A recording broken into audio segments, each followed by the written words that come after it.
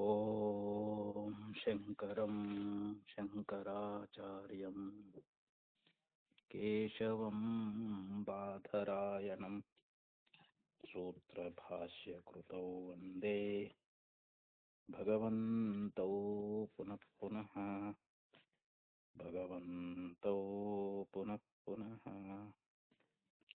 ಶ್ರೀಮಚ್ಛಂಕರ ಭಗವತ್ಪಾದಾಚಾರ್ಯರ ಜಗದ್ಗುರು ಸಿದ್ಧಾರೂಢ ಮಹಾಸ್ವಾಮಿಗಳವರ ಜಗದ್ಗುರು ಭಾರತೀ ಅಪ್ಪಾಜಿಯವರ ಪವಿತ್ರ ಚರಣಾರವಿಂದಗಳಲ್ಲಿ ಅನಂತ ಕೋಟಿ ಸಾಷ್ಟಾಂಗ ಪ್ರಣಾಮವನ್ನು ಸಲ್ಲಿಸುತ್ತೇನೆ.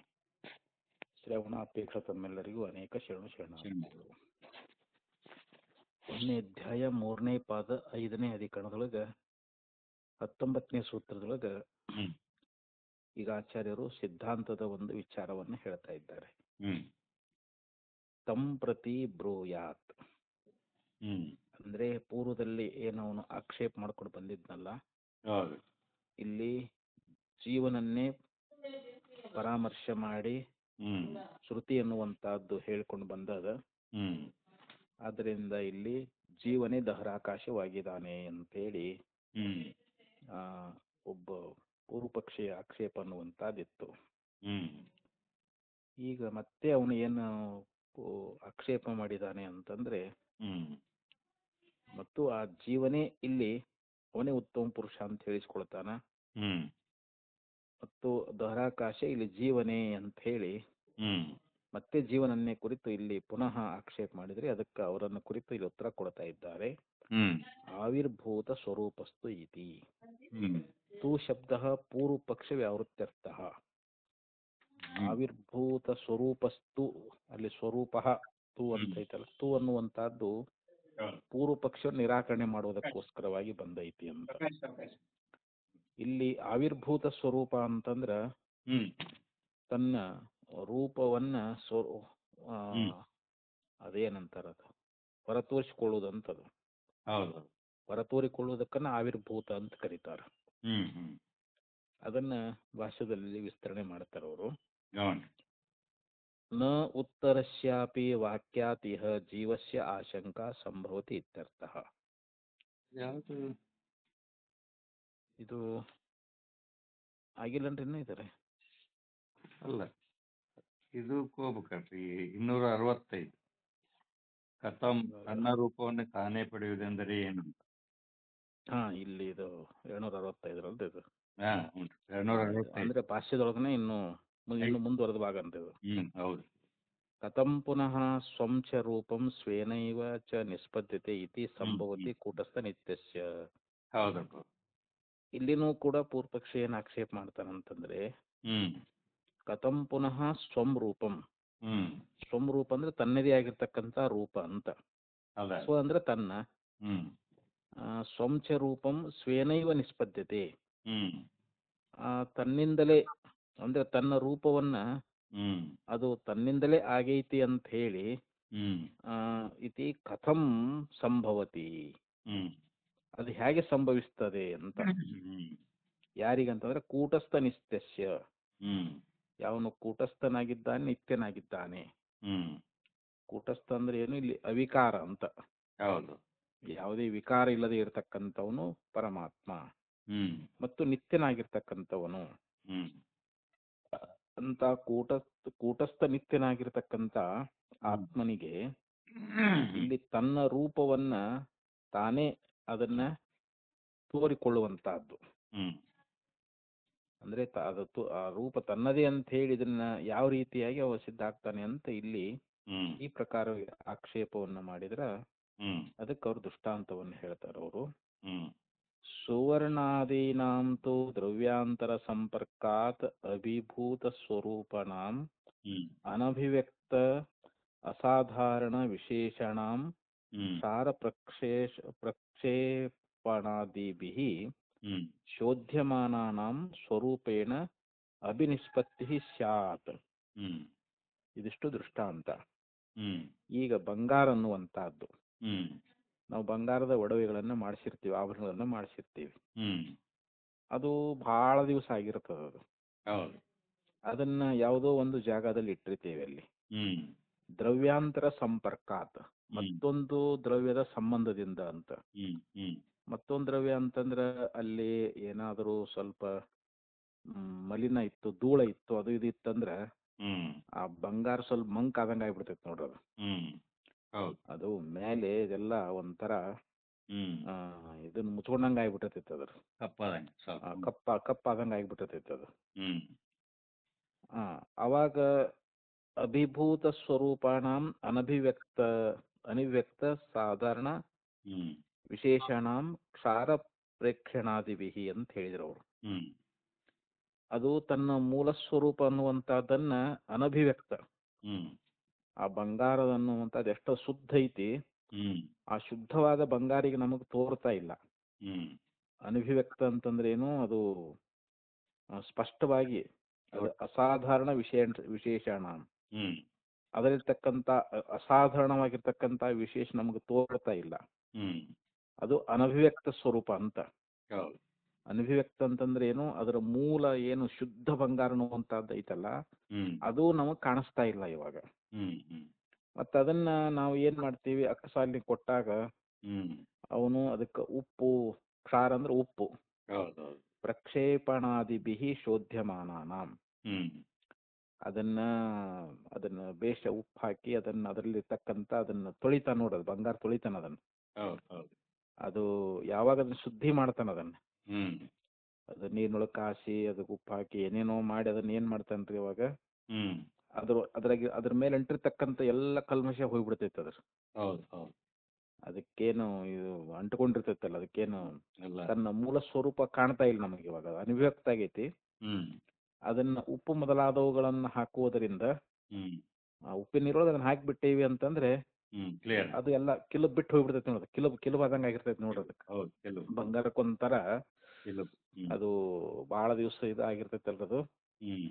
ಅದನ್ನ ಯಾವಾಗ ಅದನ್ನ ತೊಳೆದು ಚೆನ್ನಾಗಿ ಉಪ್ಪು ಹಾಕಿ ತೊಳೆದ ಮೇಲೆ ಅವಾಗ ಅದು ತನ್ನ ಸ್ವರೂಪೇಣ ಅಭಿನಿಷ್ಪತ್ತಿ ಶಾತ್, ಅದು ತನ್ನ ಮೂಲ ಸ್ವರೂಪದಿಂದ ಹೊರಹೊಮ್ಮಿಕೊಳ್ತೈತಿ ಅಂತರವಾಗ. ಯಾಕಂದ್ರೆ ಅಲ್ಲಿ ಅಸಾಧಾರಣವಾಗಿರ್ತಕ್ಕಂಥ ಒಂದು ವಿಶೇಷ ಆ ರೂಪ ಅನ್ನುವಂತಹದ್ದು ನಮಗೆ ಮುಚ್ಕೊಂಡ್ ಬಿಟ್ಟಿತ್ತು, ಅದು ತೋರ್ಕೊಂಡಿದ್ದಿಲ್ಲ, ಹೊರಗೆ ತೋರ್ಕೊಂಡಿದ್ದಿಲ್ಲ. ಅದನ್ನ ಉಪ್ಪು ಹಾಕುವುದು ಮೊದಲಾದಂತ ಅನೇಕ ಸಾಧನೆಗಳು, ಆ ಬಂಗಾರ ತೊಳ್ಯಾಕ ಏನೇನು ಹಾಕ್ತಾರ ಅದ್ರಾಗ ಎಲ್ಲರೇ, ಅವು ಹಾಕಿದಾಗ ಅದ್ರೊಳಗ ತನ್ನ ಮೂಲ ಸ್ವರೂಪ ಏನೈತಲ್ಲ ಅದು ಸ್ವರೂಪದಿಂದ ಅದು ಸಿದ್ಧ ಆದಂಗ ಆಕೈತಿ ಅಂತದು. ಹಾಗೆ ಅಂತ ದೃಷ್ಟಾಂತರಿದು. ತಥಾ ಅಂದ್ರೆ ಹಾಗೆ, ನಕ್ಷತ್ರಾದೀನಾಂ ಅಹನಿ ಅಭಿಭೂತ ಪ್ರಕಾಶಾನಾಂ ಅಭಿಭಾವಕ ವಿಯೋಗೆ ರಾತ್ರೌ ಸ್ವರೂಪೇಣ ಅಭಿವ್ಯಕ್ತಿ ನಿಷ್ಪತ್ತಿ ಶಾತ್. ಇನ್ನೊಂದು ದೃಷ್ಟಾಂತ ಕೊಡ್ತಾರ. ನಾವೆಲ್ಲಿ ಬಂಗಾರ ತೊಳೆದ್ ನೋಡೇ ಇಲ್ಲ, ಯಾಕಂದ್ರೆ ಅಕ್ಕಸಾಲಿಗೆ ಮನೆಗೆ ಹೋಗಿ ಅವು ಬಂಗಾರದನ್ನ ತೊಳಿಬೇಕಾದ್ರೆ ಉಪ್ಪು ಹಾಕಿ ಅನ್ನೋದು ನಾವೇನ್ ನೋಡಿಲ್ಲ, ಬಿಟ್ಟರೆ ನಮ್ಗೆ ಅದು ಅನುಭವದಲ್ಲಿ ಇಲ್ಲ ಅಂತ ಅನ್ಬೋದು ಇವಾಗ್ರೆ. ಅದಕ್ಕೆ ಹಂಗ ನಿನ್ಗೆ ಅನುಭವ ಇಲ್ಲ ಮತ್ತೊಂದು ದೃಷ್ಟಾಂತ ಕೊಡ್ತೇವೆ ಅಂತಾರ ಅವ್ರು. ಈ ನಕ್ಷತ್ರಗಳು ಅದಾವ ಆಕಾಶದೊಳಗ, ಅಹನಿ ಅಂದ್ರೆ ಹಗಲು, ಹಗಲು ಹೊತ್ತಿನೊಳಗ ಆ ನಕ್ಷತ್ರಾದಿಗಳು ಅವು ಅಭಿಭೂತ ಪ್ರಕಾಶಾನಾಂ ಅಭಿಭಾವಕ ವಿಯೋಗೆ, ಅವಾಗ ಅವು ನಮಗ ಸ್ಪಷ್ಟವಾಗಿ ಕಾಣಿಸ್ತಾ ಇಲ್ಲ ನಕ್ಷತ್ರಗಳು ಆ ಹಗಲಿನೊಳಗ. ಯಾಕೆ ಸೂರ್ಯನ ಪ್ರಕಾಶ ಐತಲ್ರಿ, ಆ ಸೂರ್ಯನ ಪ್ರಕಾಶದೊಳಗ ನಕ್ಷತ್ರಗಳು ನಮಗ್ ಹಗಲು ಹೊತ್ತಿನಾಗ ಕಾಣಂಗಿಲ್ಲ. ಯಾವಾಗ ಅದು ಅಭಿಭಾವಕ ವಿಯೋಗೆ ರಾತ್ರವು, ರಾತ್ರಿ ಸಮಯದೊಳಗ ಆ ನಕ್ಷತ್ರ ನಮಗ್ ತೋರ್ತಾ ಇದ್ದಾವೆ. ಯಾಕಂದ್ರ ಅಲ್ಲಿ ಸೂರ್ಯ ಇಲ್ಲಲ್ರಿ ಇವಾಗ, ರಾತ್ರಿ ಸಮಯ ಸೂರ್ಯ ಇಲ್ಲದೆ ಇರುವುದರಿಂದ ನಕ್ಷತ್ರಗಳು ನಾವು ರಾತ್ರಿಯೊಳಗೆ ಮಾತ್ರ ನಮಗ್ ಸ್ಪಷ್ಟವಾಗಿ ಕಾಣಿಸ್ತಾ ಇದ್ದಾವೆ. ಅಂದ್ರೆ ರಾತ್ರವು ಸ್ವರೂಪೇಣ ಅಭಿನಿಷ್ಪತ್ತಿ ಅಂತ, ಅವು ತಮ್ಮ ಮೂಲ ಸ್ವರೂಪದಿಂದ ರಾತ್ರಿಯೊಳಗ ಮಾತ್ರ ಅವು ನಮಗ ಹೊರ ತೋರಿಕೊಳ್ತಾವಂತ. ಹಗಲಿನೂ ಅದಾವ ಖರೆ, ಅದಕ್ಕೆ ಅಡ್ಡಿಯಾಗಿದ್ದೇನು ಸೂರ್ಯನ ಪ್ರಕಾಶ. ಸೂರ್ಯನ ಪ್ರಖರವಾಗಿರ್ತಕ್ಕಂಥ ಪ್ರಕಾಶ ಇರುವುದರಿಂದ ನಮಗ ಅಲ್ಲಿ ಇದು ಕಾಣಿಸ್ತಾ ಇಲ್ಲ ಅಂತ. ಯಾವುದು ನಕ್ಷತ್ರಗಳು ಹಗಲಿನ ವೇಳೆಯೊಳಗ. ಅದು ರಾತ್ರಿ ಏನಾಗಿರ್ತೈತಿ, ಅದು ಅಲ್ಲಿ ಅವು ಹೊರ ತೋರಿಕೊಳ್ತಾ ಇದ್ದಾವೆ. ಯಾಕಂದ್ರೆ ಅಂತ ಆ ಪ್ರಕಾಶ ಸೂರ್ಯ ಯಾವಾಗ ಸೂರ್ಯನ ಬೆಳಕು ಹೋಗ್ಬಿಡ್ತಂದ್ರೆ ಅವಾಗ ತಮ್ಮ ಸ್ವರೂಪದಿಂದ ಅವು ಸ್ಪಷ್ಟವಾಗಿ ಕಾಣಿಸ್ತಾ ಇದ್ದಾವಂತ ಅಂತೇಳಿ ಈ ರೀತಿ ಹೇಳ್ತಾ ಇದ್ದಾರೆ. ಆ ಬಳಕ ನತು ತಥಾ ಆತ್ಮಚೈತನ್ಯ ಜ್ಯೋತಿಷೋ ನಿತ್ಯಸ್ಯ ಕೇನಚಿತ್ ಅವಿಭವ ಸಂಭವತಿ. ಹ್ಮ್ ಅದಕ್ಕೆ ಇಲ್ಲಿ ಪೂರ್ವ ಪಕ್ಷಿ ಹೇಳ್ತಾ ಇದ್ದಾನ, ಹ್ಮ್ ನೋಡಿ ಹಿಂಗ ಇಲ್ಲಿ ಆತ್ಮ ಅನ್ನುವಂಥದ್ದು ಏನದಲ್ರಿ, ಹ್ಮ್ ಆ ಆತ್ಮ ಅನ್ನುವಂಥದ್ದು ಮತ್ತೊಂದು ಏನಾದರೂ ಯಾವುದರಿಂದಾದ್ರೂ ಆತ್ಮಜ್ಯೋತಿ ಅನ್ನುವಂಥದ್ದನ್ನ, ಹ್ಮ್ ಯಾಕೆ ಆತ್ಮಜ್ಯೋತಿ ನಿತ್ಯ ಅದು, ಹೌದು. ನಿತ್ಯಸ್ಯ ಜ್ಯೋತಿಷಃ ಅಂತ ಹೇಳಿದರು. ಹ್ಮ್ ನಿತ್ಯವಾಗಿರತಕ್ಕಂಥ ಜ್ಯೋತಿ ರೂಪವಾಗಿರುವಂಥ ಯಾವ ಆತ್ಮ ಚೈತನ್ಯ ಐತಲ್ಲ ಅದು ಹ್ಮ್ ಕೇನಚಿತ್ ಅಭಿಭವ ಸಂಭವತಿ. ಹ್ಮ್ ಆ ಆತ್ಮ ಚೈತನ್ಯವನ್ನ ಯಾವ್ದಾದ್ರೂ ಮುಚ್ಚಿ ಹಾಕಕ್ ಸಾಧ್ಯ ಐತೇನದು? ಹ್ಮ್ ಇವೇನೋ ಬಂಗಾರ ಅದಕ್ಕೆ ಯಾವ್ದಾದ್ರು ಕಿಲು ಹತ್ತಿ ಏನಾದರೂ ಅದಕ್ಕೆ ಮ್ಯಾಲಿ ನಮಗೆ ಮೂಲ ಬಂಗಾರ ಕಾಣದೇ ಇರಬಹುದು. ಹೌದು. ಅದನ್ನ ಉಪ್ಪು ಹಾಕಿ ಏನಾಕಿ ತೊಳೆದು ನಾವು ಅದನ್ನ ಮತ್ತೆ ಸ್ವಚ್ಛ ಮಾಡಬಹುದು. ಅದನ್ನ ಹ್ಮ್ ಹ್ಮ್ ಆ ಬಂಗಾರ ತನ್ನ ಸ್ವರೂಪದಿಂದ ಕಾಣುವಂಗೆ ಮಾಡಬಹುದು ಅದನ್ನ. ಹ್ಮ್ ಮತ್ತು ಆಕಾಶದಾಗಂತೂ ಅದು ಸೂರ್ಯನ ಬಿಸಿಲು ಇರ್ತೈತಿ, ಅವಾಗ ನಕ್ಷತ್ರಗಳು ಕಾಣಿಸಂಗಿಲ್ಲ. ಹ್ಮ್ ಯಾವಾಗ ಆ ಸೂರ್ಯನ ಪ್ರಕಾಶ ಬೆಳಕು ಹೊರಟು ಹೋಯ್ತಂತಂದ್ರೆ ಹ್ಮ್ ರಾತ್ರಿಯೊಳಗೆ ಅವು ತಮ್ಮ ರೂಪದಿಂದ ಆ ನಕ್ಷತ್ರಗಳು ಅವು ನಮಗೆ ತೋರ್ತಾ ಇದ್ದಾವ, ಹೊರ ತೋರ್ತಾ ಇದ್ದಾವಂತ. ಹ್ಮ್ ಆದ್ರೆ ಆತ್ಮ ಚೈತನ್ಯ ಹಾಗಲ್ಲಲ್ಲ. ಹ್ಮ್ ಆ ಆತ್ಮ ಚೈತನ್ಯ ಆತ್ಮ ಜ್ಯೋತಿ ಅನ್ನುವಂತಹದ್ದು ಹ್ಮ್ ಅದು ಕೇನಚಿತ್ ಅಂದ್ರೆ ಯಾವುದರಿಂದಲೂ ಕೂಡ ಅಭಿಭವ ಹ್ಮ್ ನ ಸಂಭವತಿ ಅಂತ. ಹ್ಮ್ ಅದನ್ನ ಮಂಕ್ ಮಾಡ್ಲಿಕ್ಕೆ, ಹ್ಮ್ ಆ ಆ ಆತ್ಮವನ್ನ ಹ್ಮ್ ಮುಚ್ಚಿ ಹಾಕ್ಲಿಕ್ಕೆ ಹ್ಮ್ ಇಲ್ಲಿ ಯಾವುದು ಸಂಬಂಧ ಇಲ್ಲವೇ ಇಲ್ಲ, ಯಾವುದು ಇಲ್ಲಲ್ಲ, ಮತ್ತೊಂದು ವಸ್ತು ಇಲ್ಲಲ್ಲ. ಹ್ಮ್ ಮತ್ತೊಂದು ವಸ್ತು ಯಾವ್ದಾದ್ರು ಆತ್ಮನ ಮುಚ್ಚಿ ಹಾಕೈತೆ ಅಂತಂದ್ರೆ ಹ್ಮ್ ಏನೋ ಆತ್ಮನಿಗೂ ಕೂಡ ಮಂಕ್ ಬಂದೈತೆ ಅಂತ ಹೇಳ್ಬೋದು ಇವಾಗ. ಹೌದು ಹೌದು. ಆದ್ರ ಆತ್ಮ ಚೈತನ್ಯ ಅನ್ನುವಂಥದ್ದು ನಿತ್ಯ ಅದ. ಹ್ಮ್ ಅದು ಮತ್ತೊಂದರಿಂದ ಅದು ನಮಗ ಹ್ಮ್ ಅದು ಮರೆಯಾಗುವಂತಹದ್ದು ಅಥವಾ ಅದಕ್ಕೆ ಏನಾದರೂ ಅದಕ್ಕೆ ಏನಂತಾರೆ ಅದು ಮುಚ್ಚುವಂತಹದ್ದು ಅಂತ, ಹ್ಮ್ ಅದಕ್ಕೆ ಮಾಲಿನ್ಯತೆ ಅನ್ನುವಂತಹದ್ದು. ಹ್ಮ್ ಹಂಗ ಎಲ್ಲಿಯಾದ್ರೂ ಆಗುವಂಗ ನಮ್ಗೆ ಕಂಡು ಬಂದೈತಿ ಅನ್ನುವಂತಂದ್ರೆ ಇಲ್ಲ. ಇಲ್ಲ. ಹ್ಮ್ ಅದು ಆತ್ಮ ಎಂದು ಮಂಕ್ ಆಗುದಿಲ್ಲ ಅಂತ್ರಿ. ಹ್ಮ್ ಕರೆಕ್ಟ್. ಯಾಕಂದ್ರೆ ಅದು ನಿತ್ಯ ಅದಲ್ಲ, ಆತ್ಮ ಚೈತನ್ಯ ನಿತ್ಯದದು. ನಿತ್ಯಸ್ಯ. ಹ್ಮ್ ನಿತ್ಯಸ್ಯ ಅಂತ ಹೇಳಿದಾರ ಅವರು. ಹೌದು ಹೌದು. ಅದಕ್ಕೆ ಅವರು ಅಸಂಸರ್ಗಿತ್ವಾತ್ ವ್ಯೋಮ್ನ ಇವ ಅಂತ ಹೇಳಿದ್ರು ಅವರು. ಹ್ಮ್ ಅದಕ್ಕೆ ಮತ್ತೊಂದರ ಯಾವುದೇ ಸಂಸರ್ಗ ಇಲ್ಲ ಅಂತ. ಹ್ಮ್ ಸಂಸರ್ಗ ಅಂದ್ರೆ ಸಂಬಂಧ. ಹೌದು ಹೌದು. ಈ ಆತ್ಮನಿಗೆ ಮತ್ತೊಂದು ಯಾವ್ದಾದರೂ ವಸ್ತುವಿನ ಸಂಬಂಧ ಐತೇನು? ಹ್ಮ್ ಇಲ್ಲ ಅಂತ. ಹೆಂಗ ಅಂತಂದ್ರೆ ವ್ಯೋಮ್ನ ಇವ, ವ್ಯೋಮ್ನ ಅಂದ್ರೆ ಆಕಾಶ, ಹ್ಮ್ ಆಕಾಶದಂತೆ ಅಂತ ಹೇಳ್ತಾರೆ. ಹೌದು ಹೌದು. ಆಕಾಶಕ್ಕೆ ಮತ್ತೊಂದು ವಸ್ತುವಿನ ಸಂಬಂಧವೇ ಇಲ್ಲ. ಹ್ಮ್ ಆಕಾಶ ಯಾವಾಗಲೂ ಶುಭ್ರದ. ಹೌದು. ಆಕಾಶ ಶುಭ್ರವಾಗಿರುವುದರಿಂದ ಮತ್ತೊಂದು ವಸ್ತುವಿನ ಸಂಬಂಧ ಇಲ್ಲದೆ ಇರುವುದರಿಂದ ಹ್ಮ್ ಅದು ಅವಿಭವ ಆಗುವಂತಹದ್ದು ಅಲ್ಲಿ ನಮಗೆ ಸಂಭವಿಸುವುದಿಲ್ಲ ಅಂತ. ಹ್ಮ್ ದೃಷ್ಟ ವಿರೋಧಾಚ್ಛ. ಹ್ಮ್ ಮತ್ತೆ ಇದು ವಿರೋಧನೂ ಆಗ್ತೈತಿ, ನಮ್ಮ ಅನುಭವಕ್ಕೆ ವಿರೋಧ ಆಕೈತಿ ಅಂತಿದು. ಹೌದು ಹೌದು.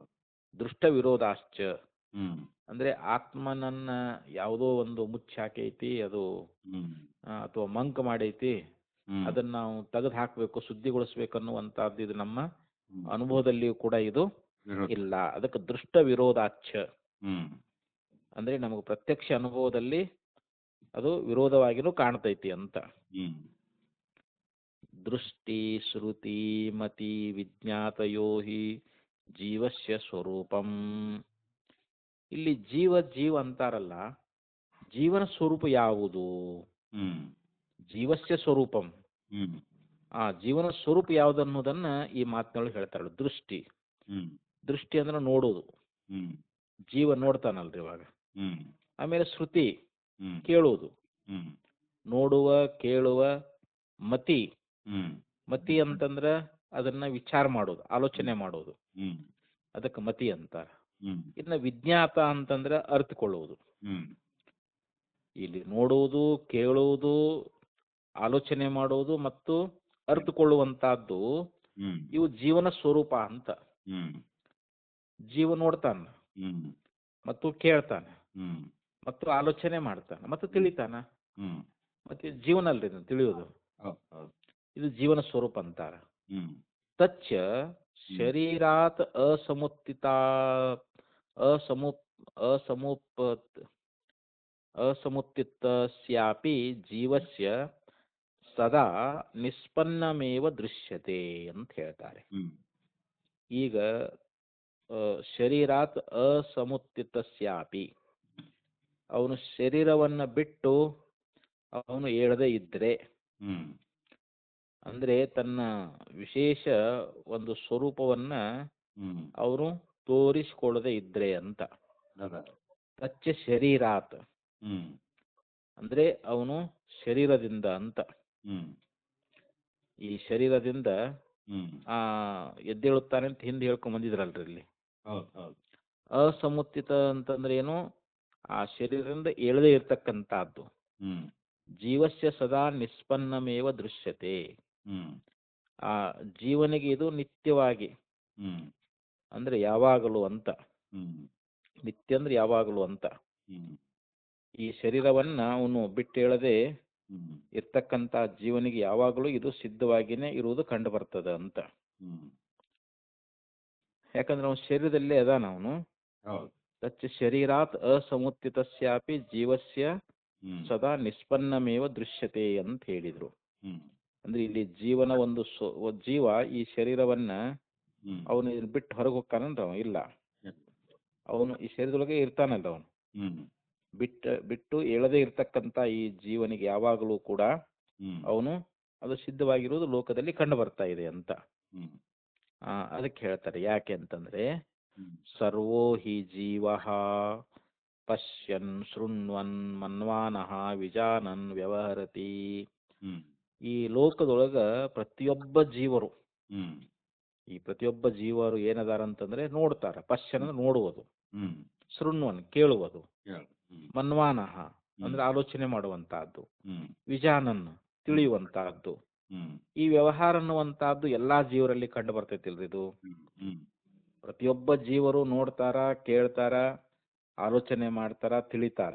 ಈ ವ್ಯವಹಾರ ಅನ್ನುವಂತಹದ್ದು ಎಲ್ಲಾ ಜೀವರಲ್ಲಿ ನಮಗ ಕಂಡು ಬರ್ತಾ ಇದೆ. ಅನ್ಯತಾ ವ್ಯವಹಾರ ಅನುಪಪತ್ತೇಹೆ. ಮತ್ತಿವು ಜೀವನಲ್ಲಿ ಇಲ್ಲ ಅಂತಂದ್ರ ನೋಡುವುದಾಗ್ಲಿ, ಕೇಳುವುದಾಗ್ಲಿ, ತಿಳಿಯುವುದಾಗ್ಲಿ, ಆಲೋಚನೆ ಮಾಡೋದಂತದ್ದಾಗ್ಲಿ, ಯಾವ ವ್ಯವಹಾರಗಳು ಜೀವನಲ್ಲಿ ಇವು ವ್ಯವಹಾರಗಳೇ ನಡೆಯುವುದಿಲ್ಲ ಅಂತ ಹೇಳ್ತಾ ಇದ್ದಾರೆ ಅವರು. ಯಾಕೆ ಪ್ರತಿಯೊಬ್ಬ ಜೀವ ನೋಡುದು, ಕೇಳುದು, ಆಲೋಚನೆ ಮಾಡೋದು ಇವೆಲ್ಲ ವ್ಯವಹಾರಗಳು, ಇವೆಲ್ಲ ವ್ಯವಹಾರ ಮಾಡ್ತಾ ಇರ್ತಾನಂತ ಜೀವ. ಮತ್ತ ಅವ ಇವನ್ ಮಾಡ್ಲಿಲ್ಲ ಅಂತಂದ್ರೆ ವ್ಯವಹಾರ ನಡೀತೈತೇನ್ರಿ? ಈಗ ಆ ಜೀವ ನೋಡಂಗಿಲ್ಲ, ಕೇಳಂಗಿಲ್ಲ, ಆಲೋಚನೆ ಮಾಡಂಗಿಲ್ಲ, ತಿಳಿಯುವುದಿಲ್ಲ ಅಂತಂದ್ರ ಮತ್ತೆ ಅಲ್ಲಿ ವ್ಯವಹಾರವೇ ನಡೆಯಂಗಿಲ್ಲ. ಅವಾಗ ಎಲ್ಲ ಬಂದಾಗ್ಬಿಟ್ರೆ ಮತ್ತೆ ವ್ಯವಹಾರ ಎಲ್ಲಿ ನಡೀತಾವ್ರ? ಅಲ್ಲಿ ವ್ಯವಹಾರವೇ ಆಗುದಿಲ್ಲ ಅಂತ. ಗಾಢ ನಿದ್ರೆಯೊಳಗ ಅಲ್ಲಿ ನೋಡೋದಿಲ್ಲ, ಕೇಳೋದಿಲ್ಲ, ಆಲೋಚನೆ ಮಾಡೋದಿಲ್ಲ, ತಿಳಿಯುವುದಿಲ್ಲ, ಅಲ್ಲೇನು ಇಲ್ಲೇ ಇಲ್ಲ. ಹಂಗ ಈಗ ಎಚ್ಚರಾವಸ್ಥೆಯೊಳಗ ಇಲ್ಲಿ ಜೀವ ನೋಡೋದು, ಕೇಳೋದು ಇವೆಲ್ಲ ವ್ಯವಹಾರಗಳು ನಡೀತಾ ಇದ್ದಾವಂತ. ತಚ್ಛೇತ್ ಶರೀರಾತ್ ಸಮುತ್ತಿತಸ್ಯ ನಿಷ್ಪದ್ಯೇತ ಪ್ರಾಕ್ ಸಮುತ್ಥಾನಾತ್ ದೃಷ್ಟೋ ವ್ಯವಹಾರ ವಿರುದ್ಧೇತ. ಅದಕ್ಕ ಇಲ್ಲಿ ಅವ್ರು ಹೇಳ್ತಾ ಇದ್ದಾರೆ, ಆ ಸ್ವರೂಪ ಅನ್ನುವಂತಹದ್ದು, ಈ ಶರೀರವನ್ನ ಯಾವನು ಬಿಟ್ಟೆದ್ದಿದ್ದಾನೋ ಅಂದ್ರೆ ಶರೀರದ ಮೇಲಿರ್ತಕ್ಕಂಥ ಅಭಿಮಾನವನ್ನ ಬಿಟ್ಟವನು ಅಂತ. ಶರೀರ ಬಿಟ್ಟು ಹೇಳುವುದು ಅಂತಂದ್ರೆ ಏನು? ಈ ಶರೀರ ನಾನಲ್ಲ, ಮತ್ತು ಈ ಶರೀರ ಧರ್ಮಗಳು ನನಗಿಲ್ಲ, ನಾನು ಕೇವಲ ಪ್ರತ್ಯೇಕಾತ್ಮ ಸ್ವರೂಪ ಅಂತ ತಿಳ್ಕೊಂಡಾಗ ಶರೀರವನ್ನು ಬಿಟ್ಟು ಎದ್ದಂಗಂತ್ರ ಅವನು. ಅದಕ್ಕ ಅವನ ಸ್ವರೂಪ ಅನ್ನುವಂತಹದ್ದು, ಆ ಶರೀರವನ್ನ ಯಾವನು ಅದನ್ನ ಬಿಟ್ಟೆದ್ದಿದ್ದಾನೋ ಅವನಿಗೆ ಅದು ಸಿದ್ಧ ಆಗ್ತೈತಂತನ್ನುವುದಾದ್ರ, ಹಾಗೆ ಬಿಟ್ಟಿಳೋದಕ್ಕೆ ಮುಂಚೆ ಕಾಣ್ತಕ್ಕಂತ ಯಾವ ವ್ಯವಹಾರ ಅನ್ನುವಂತಹದ್ದು ಇಲ್ಲಿ ನಮಗ ವಿರುದ್ಧ ಆಕ್ಕೈತಿ ಅಂತ ಹೇಳ್ತಾ ಇದ್ದಾರೆ. ತಚ್ಚೇತ್ ಶರೀರಾತ್ ಸಮುತ್ತಿತಸ್ಯ ನಿಷ್ಪದ್ಯೇತ ಪ್ರಾಕ್ ಸಮುತ್ಥಾನಾಂ ದೃಷ್ಟೋ ವ್ಯವಹಾರ. ಅಂದ್ರೇನು? ಇಲ್ಲಿ ಒಟ್ಟು ಏನ್ ಅರ್ಥ ಹೇಳಿಕ್ಕೆ ಹೊರಟಿದ್ದಾರೆ ಅಂತಂದ್ರೆ, ಈ ಶರೀರವನ್ನ ಯಾವನು ಬಿಟ್ಟು ಹೇಳ್ತಾ ಇದ್ದಾನೋ ಅವನಿಗೆ ಆ ಸ್ವರೂಪ ಅನ್ನುವಂತಹದ್ದು ಅದು ಸಿದ್ಧ ಆಗ್ತದ ಅಂತ ನೀವು ಒಂದ್ ವೇಳೆ ಹೇಳೋದಾದ್ರ, ಅದಕ್ಕೆ ಶರೀರ ಬಿಟ್ಟಿರೋದು ಅಂತಂದ್ರೆ ಏನು, ತನ್ನ ಸ್ವರೂಪದ ಸಾಕ್ಷಾತ್ಕಾರ ಮಾಡಿಕೊಳ್ಳುವುದು ಅಂತ, ಹೌದು ಹೌದು ತನ್ನನ್ನು ತಾನು ಯಥಾರ್ಥವಾಗಿ ತಿಳ್ಕೊಳ್ಳುವುದು ಅಂತ. ಹೌದು. ಅದರಿಂದಲೇ ಅವನ ನಿಜವಾದ ಸ್ವರೂಪ ಸಿದ್ಧ ಆಕ್ಕೈತಿ ಅಂತ ನೀವು ಹೇಳೋದಾದ್ರೆ, ಹ್ಮ್ ಆ ಆ ಶರೀರವನ್ನ ಅರಿಯೋದಕ್ಕಿಂತ, ಅದರ ವಿವೇಕವನ್ನ ಮಾಡೋದಕ್ಕಿಂತ ಪೂರ್ವದೊಳಗೆ ಹ್ಮ್ ಅವೇನು ವ್ಯವಹಾರ ಅನ್ನುವಂಥದ್ದು ಕಾಣ್ತೈತಲ್ರಿ ನಮಗೆ, ಹ್ಮ್ ನೋಡುವ, ಕೇಳುವ, ಆಲೋಚಿಸುವ ಏನು ವ್ಯವಹಾರ ಅದಾವಲ್ರಿ, ಹ್ಮ್ ಅವಕ್ಕೆ ವಿರುದ್ಧ ಆಕೈತಿ ಅಂತ ಹೇಳ್ತಾ ಇದ್ದಾರೆ ಅವರು. ಹ್ಮ್ ಹೇಳಿ. ಯಾರು ಇಲ್ಲಿ ಪೂರ್ವ ಪಕ್ಷಿ ಹೇಳ್ತಾ ಇದ್ದಾನೆ ಇದನ್ನ, ಈ ವಿಚಾರವನ್ನ. ಹೌದು. ಅದಕ್ಕೆ ಅತಃ ಕಿಮಾತ್ಮಕಮಿದಂ ಶರೀರಾತ್ ಸಮುತ್ಥಾನಂ ಕಿಮಾತ್ಮಿಕಾ ವಾ ಸ್ವರೂಪೇಣ ಅಭಿನಿಷ್ಪತ್ತಿರಿತಿ. ಹ್ಮ್ ಆದ್ರಿಂದ ಇಲ್ಲಿ ಪೂರ್ವ ಪಕ್ಷಿ ಕೇಳ್ತಾ ಇದ್ದಾನೆ, ಹ್ಮ್ ಇಲ್ಲಿ ಶರೀರವನ್ನ ಬಿಟ್ಟು ಹೇಳುವುದು ಅಂತ ಹೇಳ್ತಾ ಇದ್ದೀರಲ್ಲ, ಹ್ಮ್ ಇದ್ರ ಸ್ವರೂಪ ಏನು? ಹ್ಮ್ ಕಿಮಾತ್ಮಕಂ ಇದಂ ಶರೀರಾತ್ ಸಮುತ್ಥಾನಂ, ಹ್ಮ್ ಸಮ್ಯಕ್ ಉತ್ಥಾನಂ ಸಮುತ್ಥಾನಂ ಅಂತ. ಹ್ಮ್ ಉತ್ಥಾನ ಅಂದ್ರೆ ಏಳುವುದು ಅಂತ, ಸಮ್ಯಕ್ ಅಂದ್ರೆ ಚೆನ್ನಾಗಿ ಏಳುವುದು ಅಂತ. ಹ್ಮ್ ಆ ಶರೀರವನ್ನ ಬಿಟ್ಟು ಏಳುವಂತಹದ್ದು ಏನದಲ್ಲ, ಹ್ಮ್ ಅದು ಯಾವ ಸ್ವರೂಪವಾಗಿರುವಂತಹದ್ದು? ಕಿಮಾತ್ಮಕಮಿದಂ ಶರೀರಾತ್ ಹ್ಮ್ ಸಮುತ್ಥಾನಂ ಕಿಮಾತ್ಮಿಕಾ ವಾ ಸ್ವರೂಪೇಣ ವಿನಿಷ್ಪತ್ತಿ. ಹ್ಮ್ ಮತ್ತ ಆ ಸ್ವರೂಪದಿಂದ ಅವ ಸಿದ್ಧ ಆಗ್ತಾನಂತ ಹೇಳ್ತಾ ಇದ್ದೀರಲ್ಲ, ಹ್ಮ್ ಮತ್ತ ಹಂಗಾರೆ ಆ ಸ್ವರೂಪ ಯಾವುದು ಹ್ಮ್ ಅಂತ ಇಲ್ಲಿ ಪೂರ್ವ ಪಕ್ಷಿಯ ಪ್ರಶ್ನೆ. ಈಗ ಹ್ಮ್ ಅದಕ್ಕೆ ಆಚಾರ್ಯರು ಈಗ ಉತ್ತರ ಕೊಡ್ತಾ ಇದ್ದಾರೆ ಅವರು. ಹ್ಮ್ ಆ ಪೂರ್ವ ಪಕ್ಷಿಗೆ ಏನವ, ಯಾಕಂದ್ರೆ ಅವನೇನು ಜೀವನೇ ಇಲ್ಲಿ ಧಾರಾಕಾಶ ಅಂತ ಹ್ಮ್ ಹೇಳ್ರಿ ಅಂತ ಅವನ ಅಭಿಪ್ರಾಯ. ಹೌದು. ಆದ್ರೆ ಅದು ಆಚಾರ್ಯರು ಹ್ಮ್ ಆ ಸ್ವರೂಪದಲ್ಲಿ ಇರ್ತಕ್ಕಂಥ ಜೀವ ಹ್ಮ್ ಅವನು ವಿದ್ಯಾ ಮೂಲಕವಾಗಿ ಹ್ಮ್ ತನ್ನ ಸ್ವರೂಪವನ್ನು ಪಡ್ಕೊಳ್ತಾನೆ ಅನ್ನುವಂತ ವಿಚಾರವನ್ನ ಹ್ಮ್ ಮುಂದಿನ ಭಾಷ್ಯ ಭಾಗದಲ್ಲಿ ಹ್ಮ್ ಆಚಾರ್ಯರು ಉಪದೇಶ ಮಾಡ್ತಾ ಇದ್ದಾರೆ. ಅತ್ರ ಉಚ್ಯತೆ ಹ್ಮ್ ಅಂದ್ರೆ ಈಗ ಹೇಳ್ತಾ ಇದ್ದೇವಪ್ಪ. ಏನ್ ಹೇಳ್ತಾರಂತಂದ್ರೆ, ಪ್ರಾಗ್ ವಿವೇಕ ವಿಜ್ಞಾನೋತ್ಪತ್ತೇ ಶರೀರೆ ಇಂದ್ರಿಯ ಮನೋ ಬುದ್ಧಿ ವಿಷಯ ವೇದನೋಪಾದಿಭಿಃ ಅವಿವಿಕ್ತಮಿವ ಜೀವಸ್ಯ ದೃಷ್ಟ್ಯಾದಿ ಜ್ಯೋತಿ ಸ್ವರೂಪಂ ಭವತಿ. ಹ್ಮ್ ಪ್ರಾಕ್ ಅಂತಂದ್ರೆ ಪೂರ್ವದಲ್ಲಿ ಅಂತ. ಹ್ಮ್ ವಿವೇಕ ವಿಜ್ಞಾನ ಉತ್ಪತ್ತೇ ಹ್ಮ್ ಅಂದ್ರೆ ಇಲ್ಲಿ ವಿವೇಕ ವಿಜ್ಞಾನ ಅನ್ನುವಂಥದ್ದು, ವಿಜ್ಞಾನ ಅಂದ್ರೆ ವಿಶೇಷವಾದ ಅನುಭವ ಅಂತ. ಹ್ಮ್ ಇಲ್ಲಿ ಮನುಷ್ಯನಿಗೆ ವಿವೇಕದಿಂದಲೇ ಹ್ಮ್ ಅನುಭವ ಅನ್ನುವಂಥದ್ದು ಪ್ರಾಪ್ತಿ ಆಗ್ತದೆ. ಇಲ್ಲಿ ಹ್ಮ್ ವಿವೇಕ ಅಂತಂದ್ರೆ ಏನು? ಆತ್ಮ ಯಾವುದು ಅನಾತ್ಮ ಯಾವುದು ಅನ್ನುವಂಥ ವಿಚಾರಕ್ಕನ ವಿವೇಕ ಅಂತ ಕರೀತಾರೆ. ಹ್ಮ್ ಇಲ್ಲಿ ಆತ್ಮ ಅಂದ್ರೆ ಚೈತನ್ಯ ರೂಪನಾಗಿರ್ತಕ್ಕಂಥ ಪರಬ್ರಹ್ಮ, ಹ್ಮ್ ಪರಮಾತ್ಮ ಅಥವಾ ಪ್ರತ್ಯೇಗಾತ್ಮ ಅಂತ ಕರಿತೇವಲ್ಲ, ಅವನು ಆತ್ಮ. ಹ್ಮ್ ಅನಾತ್ಮ ಅಂತಂದ್ರೆ ಜಡವಾಗಿರ್ತಕ್ಕಂಥ ದೇಹಾದಿಗಳು. ಹ್ಮ್ ಈ ದೇಹ ಆಗಲಿ, ಇಂದ್ರಿಯ ಆಗಲಿ, ಮನಸ್ಸು, ಬುದ್ಧಿಯಲ್ಲಿ ಇವೆಲ್ಲ ಜಡಾನದಾವ ಇವು. ಹೌದು ಹೌದು. ಆ ಚೈತನ್ಯದ ಸನ್ನಿಧಿಯೊಳಗಿರುವುದರಿಂದ ಆ ಆತ್ಮನ ಚೈತನ್ಯವನ್ನು ಪಡ್ಕೊಂಡು ಇವು ಚೈತನ್ಯತೆ ತೋರ್ತಾವಂತ. ಹ್ಮ್ ಒಂದು ಸೂಜಿಗಲ್ಲಿನ ಸಂಪರ್ಕದೊಳಗ ಹ್ಮ್ ಬಂದಿರತಕ್ಕಂತ ಕಬ್ಬಿಣದ ಚೂರುಗಳು ಹ್ಮ್ ಅವು ಹೆಂಗ ಮತ್ತೊಂದು ಕಬ್ಬಿಣದ ಚೂರನ್ನು ಹೆಂಗ ಆಕರ್ಷಣೆ ಮಾಡ್ತಕ್ಕಂತ, ಹಿಡ್ಕೊಳ್ಳುವಂತ ಹ್ಮ್ ಸಾಮರ್ಥ್ಯವನ್ನು ಪಡಿತಾವಿಲ್ರಿ ಅವು. ಹೌದು ಹೌದು. ಸೂಜಿಗಲ್ಲಿನ ಸಂಪರ್ಕದಲ್ಲಿ ಬಂದಿರ್ಬೇಕು ಅವು. ಹ್ಮ್ ಸೂಜಿ ಆಗ್ಲಿ, ಒಂದು ಸೂಜಿ ಅಂತ ತಿಳ್ಕೊಡ್ರಿ. ಹ್ಮ್ ಒಂದು ಸೂಜಿಯನ್ನ ನಾವು ಸೂಜಿಗಲ್ಲಿಗೆ ಅಂಟಿಸಿದಾಗ ಹ್ಮ್ ಅದನ್ನ ಹಿಡ್ಕೊಂಡ್ಬಿಡ್ತದೆ ಗಟ್ಟಿಯಾಗ. ನಾವು ಸೂಜಿ ತಕ್ಕೊಳಕ್ ಹೋದ್ರೆ ದೌಡ್ ಬರಂಗಿಲ್ಲ ಅದು. ಹೌದು ಹೌದು. ಆ ಸೂಜಿಗೆ ಎಂಥ ಒಂದು, ಆ ಸೂಜಿಗಲ್ಲಿನ ಸಂಪರ್ಕದಿಂದ ಹ್ಮ್ ಅದು ಇನ್ನೊಂದು ಸೂಜಿಯನ್ನ ಹಿಡಿಯುವಂತ ಒಂದು ಶಕ್ತಿ ಬರ್ತದೆ ಅದಕ್ಕೆ. ಹೌದು ಹೌದು. ಯಾವುದು ಸೂಜಿಗೆ? ಹೌದು. ಒಂದು ಸೂಜಿ ಇನ್ನೊಂದು ಸೂಜಿಯನ್ನು ಹಿಡಿಯಂಗಿಲ್ಲ. ಹ್ಮ್ ಅದು ಹಿಡಿದ್ರೆ ಅದನ್ನ ಹಿಡ್ಕೋತೈತೆ, ಹಿಡಿಯಂಗಿಲ್ಲ ಅದು. ಹೌದು ಅಡಿ. ಅದು ಹಿಡ್ಕೊಳ್ಳೋ ಶಕ್ತಿ ಅದರಿಂದ ಬಂತದು, ಹ್ಮ್ ಸೂಜಿಗಲ್ಲಿನ ಸಂಪರ್ಕದಿಂದ ಬಂತಿಲ್ರಿ ಅದು. ಹೌದು. ಹಂಗ ಆತ್ಮನ ಒಂದು ಚೈತನ್ಯವನ್ನು ಪಡ್ಕೊಂಡು ಹ್ಮ್ ಅಹಂಕಾರ, ಮನಸ್ಸು, ಬುದ್ಧಿ, ಚಿತ್ತು ಇವೇನದಾವಲ್ರಿ ಇವು ಹ್ಮ್ ಆತ್ಮನ ಅರಿವನ್ನು ಪಡೆದಾವ್. ಹ್ಮ್ ಆತ್ಮನ ಚೈತನ್ಯವನ್ನು ಪಡ್ಕೊಂಡು ಹ್ಮ್ ಇವು ಚೈತನ್ಯದಂತೆ ತೋರ್ತಾ ಇದ್ದಾವ್. ಹೌದು. ಇವುಗಳಲ್ಲಿ ನಿಜವಾಗಿ ಸ್ವತಃ ಚೈತನ್ಯ ಐತೇನು? ಇಲ್ಲ. ಹ್ಮ್ ಇಲ್ಲ, ಇವು ಜಡನ ಅದಾವು. ಹ್ಮ್ ಅಹಂಕಾರನು ಜಡ ಅದ, ಹ್ಮ್ ಬುದ್ಧಿನೂ ಜಡ ಅದ, ಹ್ಮ್ ಮನಸ್ಸು ಜಡ ಅದ, ಚಿತ್ತನು ಜಡ ಅದ, ಹ್ಮ್ ಇಂದ್ರಿಯ ಜಡ ಅದಾವು, ದೇಹವು ಜಡ ಅದ.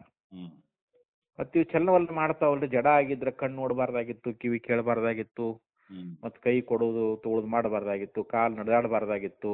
ಹ್ಮ್ ಶರೀರದ ಮೇಲೆ ಯಾವುದೇ ಒಂದು ಹುಳ ಬಂದು ಕುಂತು ನಮ್ಗೆ ಜ್ಞಾನ ಆಕತಿಲ್ರಿ ಇವಾಗ. ಹೌದು ಹೌದು. ಯಾಕಂದ್ರೆ ಇದು ಮತ್ತು ಅದು ಚೈತನ್ಯ ಅಂತ ನೀವು ಹೇಳಬೇಕು. ಇದನ್ನ ಮತ್ತೆ ಅದು ಶೀತ ಉಷ್ಣ ಎಲ್ಲ ಅರಿತೈತೆ ಅಂದ ಬಳಕ ಇದು ಚೈತನ್ಯ ಅಂತ ಹೇಳಬೇಕು ಅಂತಂದ್ರೆ ಇದು ಸ್ವತಃ ಚೈತನ್ಯ ಇಲ್ಲ ಇವುಗಳಲ್ಲಿ. ಆತ್ಮನ ಸನ್ನಿಧಾನದೊಳಗಿರುವುದರಿಂದ ಆತ್ಮ ಚೈತನ್ಯವನ್ನೇ ಶರೀರ ಪಡ್ಕೊಂಡದು, ಆತ್ಮ ಚೈತನ್ಯವನ್ನೇ ನಿಲತ್ ಪಡ್ಕೊಂಡಾವು. ಹಾಗೆ ಅಂತಕ್ಕಣ ಮನಸ್ಸು ಬುದ್ಧಿ ಚಿತ್ತ ಅಹಂಕಾರದವಲ್ರಿ, ಇವು ಆತ್ಮ ಚೈತನ್ಯವನ್ನೇ ಪಡ್ಕೊಂಡು ಚೇತನಂತೆ ತೋರ್ತಾ ಇದ್ದಾವು. ಅದಕ್ಕೆ ಇಲ್ಲಿ ಆತ್ಮನೇ ಬೇರೆ, ಅನಾತ್ಮವೇ ಬೇರೆ. ದೇಹಾದಿಗಳು ಅನಾತ್ಮ, ಇಲ್ಲಿ ಆತ್ಮ ಅವುಗಳಿಗೆ ಭಿನ್ನನಾಗಿರ್ತಕ್ಕಂಥವನು. ಅವನು ಚೇತನದನ, ಇದು ಜಡ. ಇದು ವ್ಯತ್ಯಾಸ ನಮಗೆ ಗುರ್ತಾಕತ್ತಲ್ರಿ ಇದು.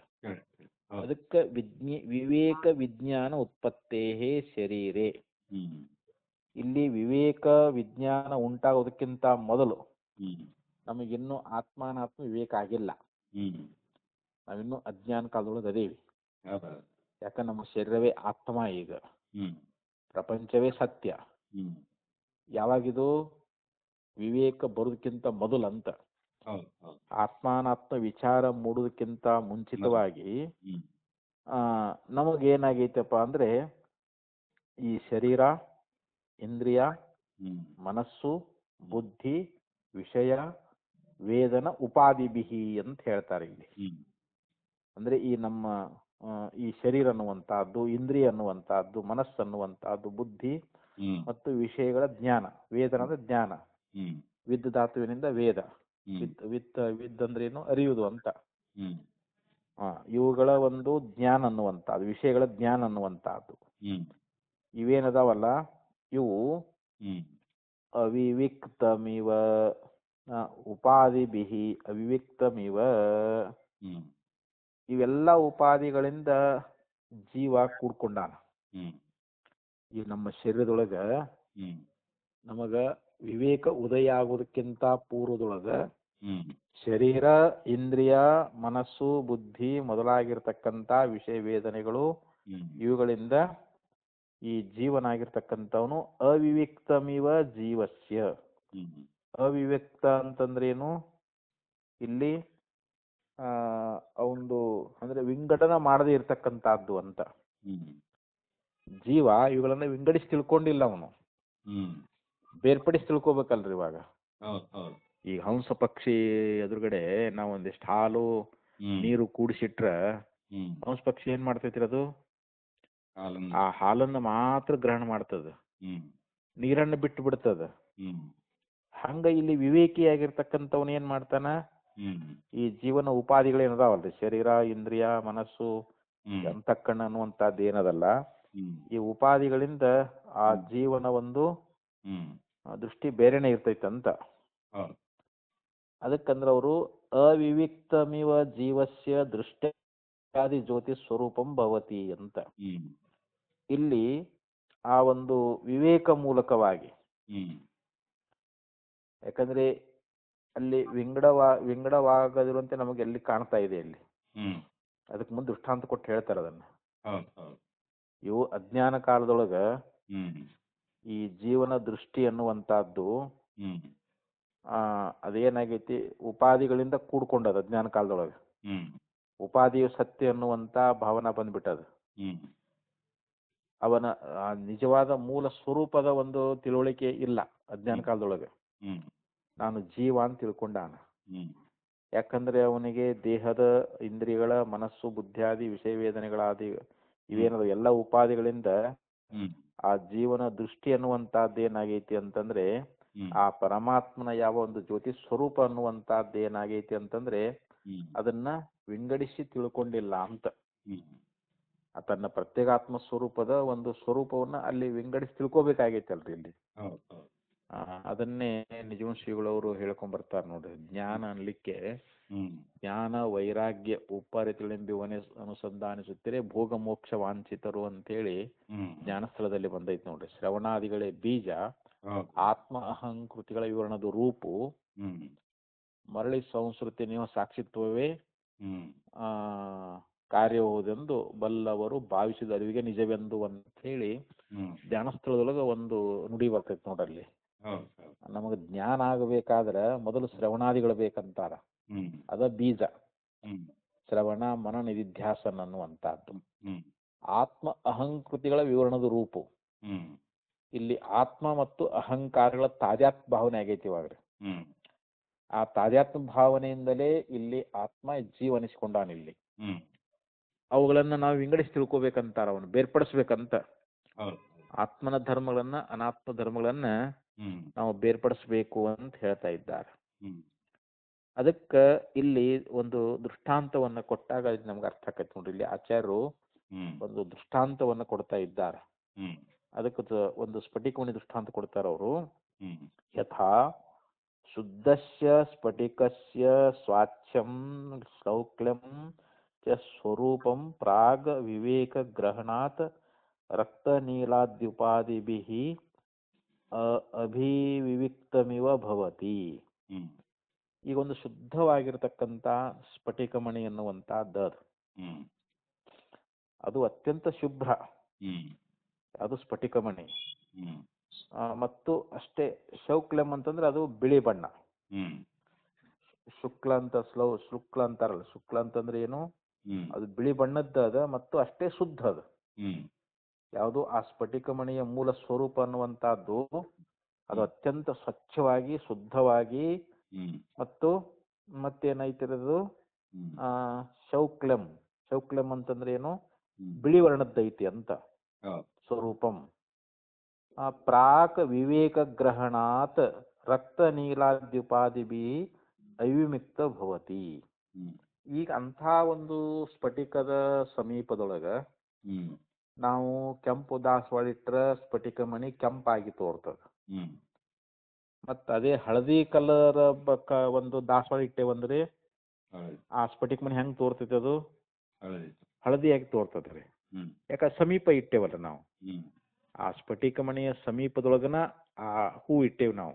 ಹ್ಮ್ ಅದು ಯಾವ ರೀತಿಯಾಗಿ ಅಲ್ಲಿ ಆ ಸ್ಫಟಿಕಮಣಿ ಅನ್ನುವಂತಹದ್ದು ಹ್ಮ್ ಹೂವಿನ ಬಣ್ಣವನ್ನು ಪಡ್ಕೊಂಡು ಹ್ಮ್ ಆ ಹೂವಿನ ಬಣ್ಣನೇ ಅದ್ರಾಗ ತೋರ್ತೈತೆ ಅಂತ. ಹೌದು ಹೌದು. ಆದ್ರ ಸ್ವರೂಪತಃ ಸ್ಫಟಿಕಮಣಿ ಕೆಂಪಲ್ಲ, ಹ್ಮ್ ಅದು ಹಳದಿನೂ ಅಲ್ಲ. ಹ್ಮ್ ಅದನ್ನ ಇಲ್ಲಿ ಬರಿತಾ ಇದ್ದಾರೆ ಅವರು. ಯಥಾ ಶುದ್ಧಸ್ಯ ಸ್ಫಟಿಕಸ್ಯ ಹ್ಮ್ ಸ್ವಾಚ್ಛಂ ಶೌಕ್ಲಂ ಚ ಸ್ವರೂಪಂ.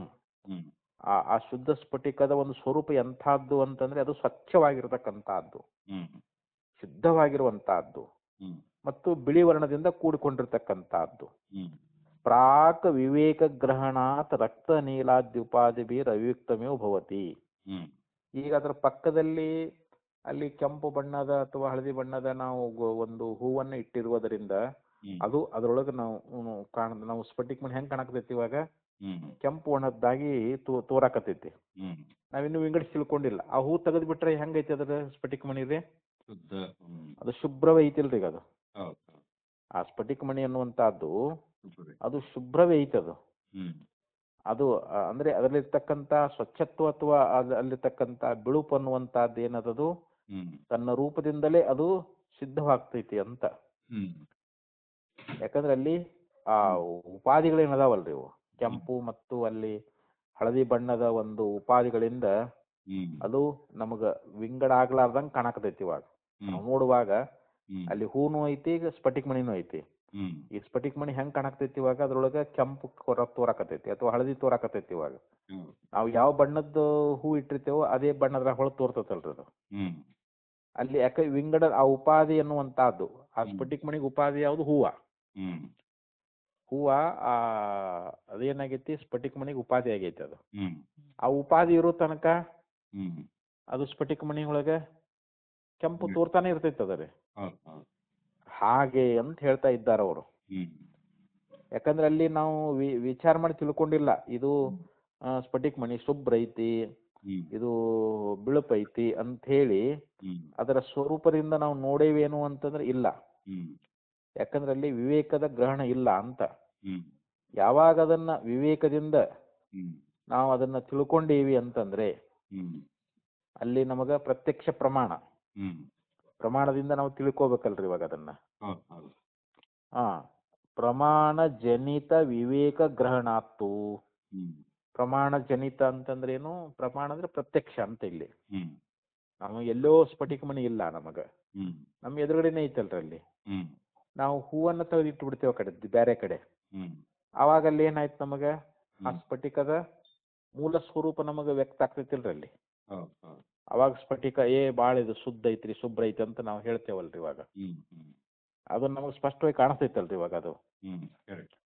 ಅದಕ್ಕಂತಾರ ಅವ್ರು ಇಲ್ಲಿ ಪ್ರಾಕ್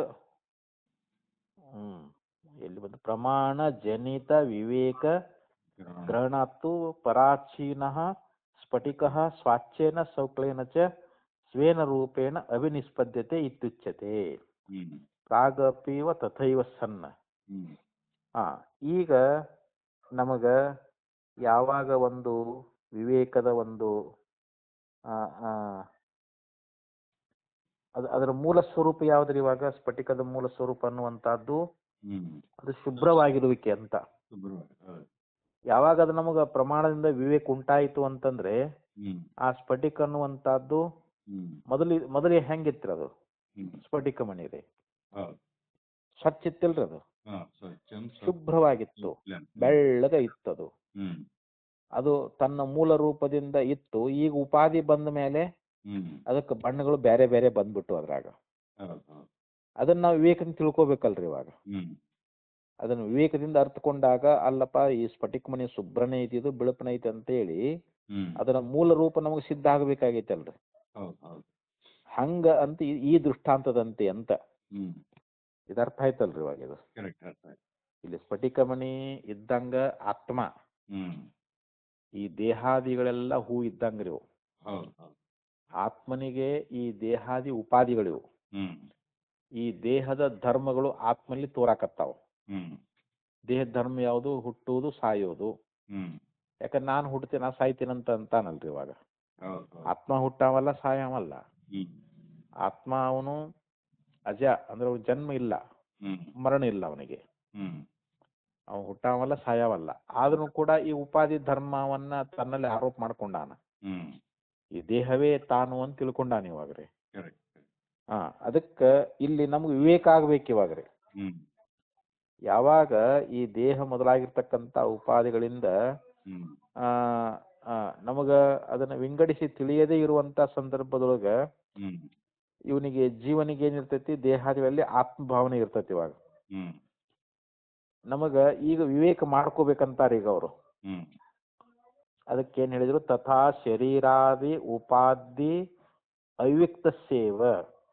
ಈ ಶರೀರಾದಿಗಳು ಉಪಾಧಿಗಳಾಗಿರುವಾಗ ಅವುಗಳನ್ನ ನಾವು ವಿಂಗಡಿಸಿ ತಿಳಿಯದೇ ಇರುವುದರಿಂದ ಸತಃ ಜೀವಸ್ಯ ಶ್ರುತೀಕೃತಂ ವಿವೇಕ ವಿಜ್ಞಾನಂ.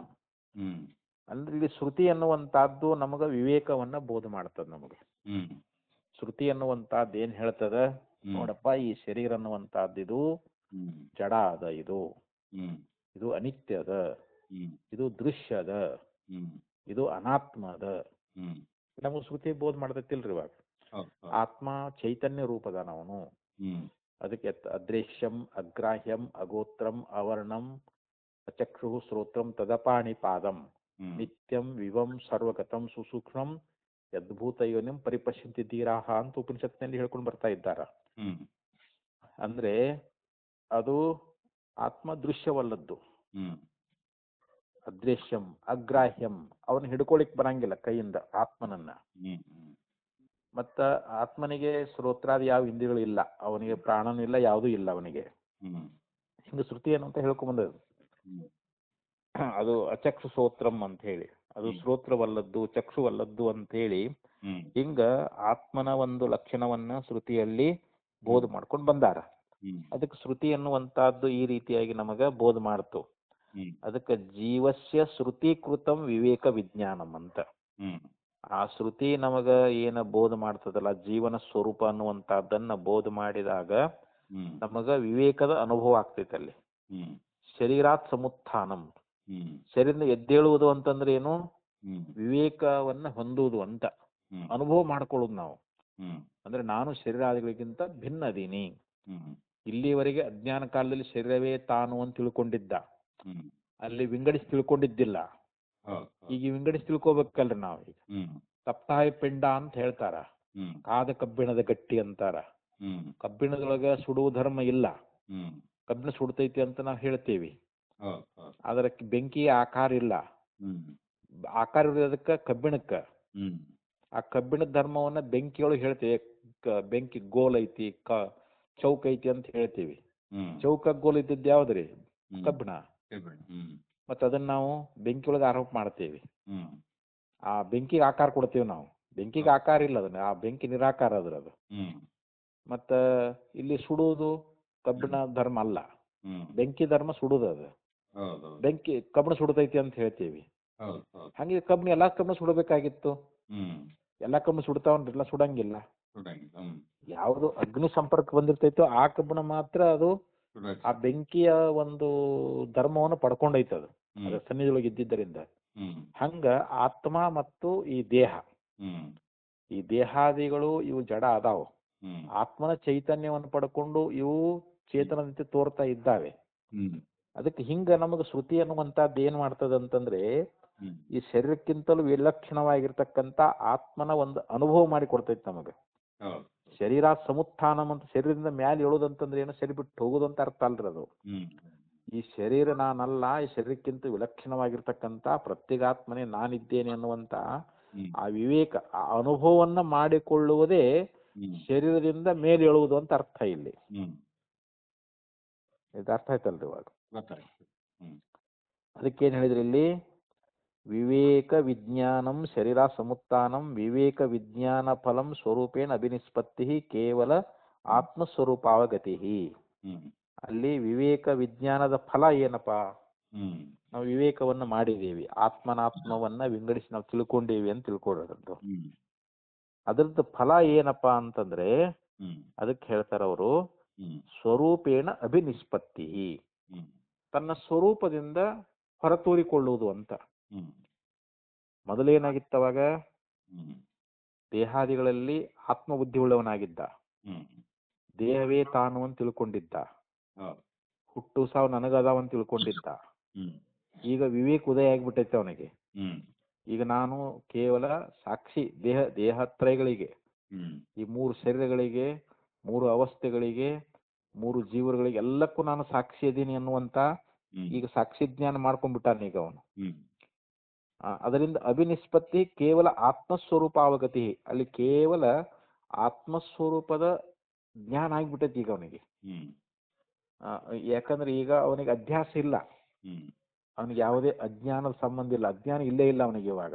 ಹ್ಮ್ ಯಾಕೆ ವಿವೇಕ ಮೂಲಕ ಈಗ ಅಜ್ಞಾನವನ್ನು ಕಳ್ಕೊಂಡ್ಬಿಟ್ಟಿದಾನಲ್ಲಿ.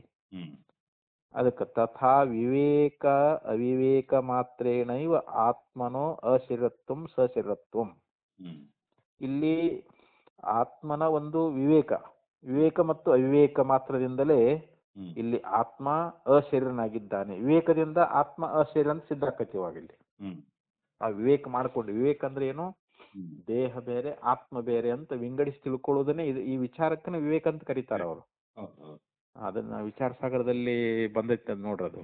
ಹೌದೌದು. ಅವಿನಾಶಿ ಆತ್ಮ ಅಚಲ ಜಗತಾತೈ ಪ್ರತಿಕೂಲ ಹ್ಮ್ ಐಶೋ ಜ್ಞಾನ ವಿವೇಕ ಹೈ ಸಬ ಸಾಧನಕ್ಕೂ ಮೂಲ ಅಂತ ಹೇಳ್ತಾರೆ ನೋಡ್ರಿ ಅವ್ರು. ಹೌದು. ವಿವೇಕ ಲಕ್ಷಣ ಮಾಡಿದ್ರು. ಹ್ಮ್ ಅಲ್ಲೇನ್ ಹೇಳಿದ್ರು ಅಂತಂದ್ರೆ, ಅವಿನಾಶಿ ಆತ್ಮ, ಹ್ಮ್ ಆತ್ಮ ಹೆಂಗದಾನ? ಅವನು ಅವಿನಾಶಿ ಅಂದ್ರೆ ನಾಶರಹಿತದಾನ. ಹ್ಮ್ ಮತ್ತವನು ಅಚಲ, ಹ್ಮ್ ಅವನು ಚಲಿಸುವುದಿಲ್ಲ. ಅವನು ಹ್ಮ್ ಚಲಿಸುವುದಿಲ್ಲ ಅಂತಂದ್ರೆ, ಯಾಕಂದ್ರೆ ಅವನು ಅಖಂಡ ಒಂದೇ ಐತಲ್ಲ ಆತ್ಮಸ್ವರೂಪ ಅನ್ನುವಂತಹದ್ದು. ಹ್ಮ್ ಅಲ್ಲಿ ಹೋಗೋದು ಬರೋದಿಲ್ಲ, ಆಕಾಶ ಹೋಗೋದು ಬರೋದು ಮಾಡ್ತೈತೇನ್ರಿ ಅದು? ಇಲ್ಲ. ಹ್ಮ್ ಆಕಾಶ ಎಲ್ಲಿ ಹೋಗಂಗಿಲ್ಲ ಬರಂಗಿಲ್ಲ. ಹೌದು ಹೌದು. ಆದ್ರೆ ಕೊಡದೊಳಗಿರ್ತಕ್ಕಂಥ ಆಕಾಶ ಉಪಾದಿಯಿಂದ ಹೋದಂಗ ಬಂದಂಗ ನಮ್ಗ ಅನಿಸ್ತೈತೆ ಅದು. ಹ್ಮ್ ಸರಿ. ಅದಕ್ಕೆ ತದೇ ಜತಿ ತನ್ನೈ ಜತಿ ತದ್ದೂರೇ ತದ್ವಂತಿಕೆ ಶ್ರುತಿ ಹೇಳ್ತೈತಿ. ಹ್ಮ್ ಅಲ್ಲಿ ಆತ್ಮ ಏ ಜತಿ ಅಂದ್ರೆ ಕಂಪಿಸುತ್ತಾನೆ, ನ ಏ ಜತಿ ಕಂಪಿಸುವುದಿಲ್ಲ. ಅಂದ್ರೆ ಉಪಾಧಿ ಇಟ್ಟುಕೊಂಡು ಹ್ಮ್ ಶರೀರ ಕಂಪಿಸಿದಾಗ ಆತ್ಮನು ಕಂಪಿಸ್ತಾನೆ ಅನ್ನೋ ಹಂಗಂತ ಹ್ಮ್ ಹಿಂಗ ಉಪಾಧಿಯನ್ನು ಇಟ್ಟುಕೊಂಡು ಅಲ್ಲಿ ಹೇಳ್ತಾ ಇದ್ದಾರೆ. ಹಂಗ ಇಲ್ಲಿ ಆಚಾರ್ಯ ಹೇಳಿದ್ರು ಅಂತಂದ್ರೆ, ವಿವೇಕ ಮತ್ತು ಅವಿವೇಕ ಮಾತ್ರದಿಂದಲೇ ಆತ್ಮನಿಗೆ ಅಶರೀರತ್ವ ಮತ್ತು ಸಶರೀರತ್ವ ಅಂತ. ಇಲ್ಲಿ ವಿವೇಕ ಮಾಡದೇ ಇದ್ದಾಗ ಆತ್ಮ ಶರೀರ ಉಳ್ಳವನು ಅಂತ ತಿಳಿಸ್ಕೊಡ್ತಾನ. ವಿವೇಕ ಮಾಡಿದಾಗ ಆತ್ಮನಿಗೆ ಶರೀರ ಅನ್ನುವಂತಹದ್ದು ಇಲ್ಲವೇ ಇಲ್ಲ ಅಂತ. ಅದಕ್ಕಂದ್ರವರು ಮಂತ್ರ ವರ್ಣಾತ್ ಅಶರೀರಂ ಶರೀರೇಸು, ಕಠೋಪನಿಷತ್ನಲ್ಲಿ ಬರ್ತದೆ. ಶರೀರೇಸು ಅಶರೀರಂ, ಅವನು ಶರೀರಗಳಲ್ಲಿ ಅಶರೀರಿಯಾಗಿದ್ದಾನೆ ಅಂತ. ಹ್ಮ್ ಶರೀರದೊಳಗಿದ್ರು ಅವನು ಶರೀರ ಇಲ್ಲ ಅಂತ ಅವನಿಗೆ. ಹೌದು ಹೌದು ಆತ್ಮ ಶರೀರದೊಳಗೆ ಅದಾನ, ಆದ್ರೆ ಅವನಿಗೆ ಶರೀರ ಇಲ್ಲ. ಹ್ಮ್ ಆತ್ಮನಿಗೆ ಶರೀರವೇ ಇಲ್ಲ. ಮತ್ತೆ ಶರೀರವನ್ನ ಆತ್ಮನಿಗೆ ಹೇಳಿಬಿಟ್ರೆ ಹ್ಮ್ ಮತ್ತೆ ಆತ್ಮ ಎಂದ್ ಹುಟ್ಟಿದ, ಆತ್ಮ ಏನ್ ಸಾಯ್ತಾನ, ಮತ್ತೆ ಆತ್ಮನಿಗೆ ಹುಟ್ಟು ಸಾವು ಹೇಳ್ಬೇಕಾಕತ್ ನಾವಿಗೆ. ಹ್ಮ್ ಹುಟ್ಟು ಸಾವು ದೇಹಕ್ಕದ, ಆತ್ಮನಿಗಿಲ್ಲ. ಹೌದು ಹೌದು ಆತ್ಮ ಮಾತ್ರ ಅವನು ಯಾವಾಗಲೂ ಅಖಂಡ ಒಂದೇ ಸ್ವರೂಪ ಐತೆ ಅವನಿಗೆ. ಹ್ಮ್ ಅವನ ಜನ್ಮರೊಳಗೆ ಇಲ್ಲವೇ ಇಲ್ಲ. ಹ್ಮ್ ಅದಕ್ಕಂದ್ರೆ ಇಲ್ಲಿ ಶ್ರುತಿ ಹೇಳ್ತದು, ಶರೀರಸ್ಥೋಪಿ ಕೌಂತೆಯ ನ ಕರೋತಿ ನ ಲಿಪ್ಯತೆ. ಹ್ಮ್ ನೋಡ್ರಿ, ಆತ್ಮ ಶರೀರದೊಳಗೆ ಅದಾನಂದ್ರೂ ಕೂಡ ಅವನೇನು ಮಾಡಾವಲ್ಲ, ಅವನಿಗೆ ಅದ್ರ ಸಂಬಂಧವೇ ಇಲ್ಲ ಅಂತ ಆತ್ಮನಿಗೆ. ಹ್ಮ್ ಶರೀರದ ನ ಲಿಪ್ಯತೆ ಅಂದ್ರೆ ಏನು? ಹ್ಮ್ ಅದ್ರ ಲೇಪ, ಅದರ ಸಂಬಂಧ ಅನ್ನುವಂತಹದ್ದು. ಹ್ಮ್ ಶರೀರದೊಳಗ ಆತ್ಮ ಅದಾನಂದ್ರೂ ಕೂಡ ಅವನು ಏನು ಮಾಡವನಲ್ಲ, ಹ್ಮ್ ಮತ್ತು ಅದರ ಸಂಬಂಧ ಅನ್ನುವಂತಹದ್ದು ಅವನಿಗೆ ಇಲ್ಲ ಅಂತ. ಇತೀಚ ಹ್ಮ್ ಸ ಶರೀರತ್ವ ಅಶರೀರತ್ವ ವಿಶೇಷಣ ಭಾವಸ್ಮರಣಾತ್. ಆದ್ರಿಂದ ಇಲ್ಲಿ ಹ್ಮ್ ವಿವೇಕ ಕಾಲದಲ್ಲಿ ಆತ್ಮನಿಗೆ ಹ್ಮ್ ಸಶರೀರತ್ವ, ಶರೀರ ಉಳ್ಳವನು ಅಂತ ಹೇಳಿ.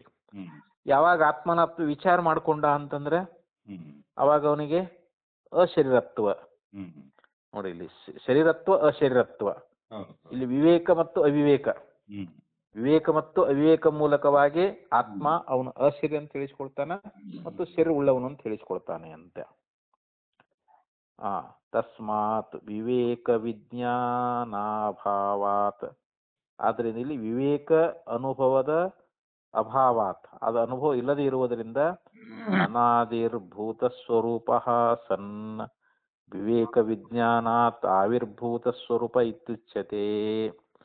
ಆದ್ದರಿಂದ ಇಲ್ಲಿ ಆಚಾರ್ಯ ಏನ್ ಹೇಳಿದರು ಅಂತಂದ್ರೆ, ಇಲ್ಲಿ ಯಾವ ವಿವೇಕ ಅನ್ನುವಂತಹದ್ದು ಅವನಿಗೆ ವಿಜ್ಞಾನಾತ್, ವಿಜ್ಞಾನ ಅಭಾವಾತ್, ವಿವೇಕದ ಒಂದು ವಿಜ್ಞಾನ ಅಂದ್ರೆ ಅನುಭವ, ವಿವೇಕದ ಅನುಭವ ಅಭಾವಾತ್ ಇಲ್ಲದೆ ಇರುವುದರಿಂದ ಅನಾದಿಭೂತ ಸ್ವರೂಪ ಸನ್. ಅನಾದಿ ಅಂತಂದ್ರೆ ಇಲ್ಲಿ ಈ ಶರೀರಾದಿಗಳಲ್ಲಿ ಆತ್ಮಭೌಳ್ಳವನಾಗಿ ಅಂತ. ಇಲ್ಲಿ ವಿವೇಕ ವಿಜ್ಞಾನಾತ್ ಅವಿಭೂತ ಸ್ವರೂಪ ಇತ್ಯುಚ್ಯತೆ ಅಂತ.